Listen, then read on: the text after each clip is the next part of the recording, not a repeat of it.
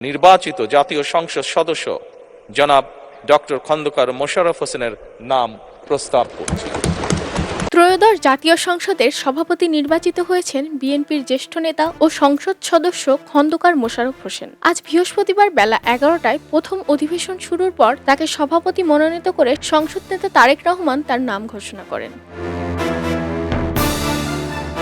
পরে বিরোধী দলের সংসদ উপনেতা সৈয়দ আব্দুল্লাহ মোহাম্মদ তাহের তার নাম সমর্থন করেন। ত্রয়োদশ জাতীয় সংসদের প্রথম অধিবেশন শুরু হয়েছে বৃহস্পতিবার 11টায়। জাতীয় সংসদের সংসদ কক্ষে অধিবেশন শুরু হয়। সাধারণত বিদায়ী সংসদের স্পিকার বা ডেপুটি স্পিকারের সভাপতিত্বে নতুন সংসদের প্রথম অধিবেশন শুরু হয়। নতুন স্পিকার ও ডেপুটি স্পিকার নির্বাচিত হয় তার সভাপতিত্বে। তবে এবার তার ব্যতিক্রম হচ্ছে। দ্বাদশ সংসদের স্পিকার শিরিন শারমিন চৌধুরী 2024 সালের সেপ্টেম্বরে পদত্যাগ করার পর তাকে প্রকাশ্যে দেখা যায়নি। হত্যা মামলায় গ্রেপ্তার হয়ে বিদায়ী ডেপুটি স্পিকার শামসুল হক টুকু কারাগারে।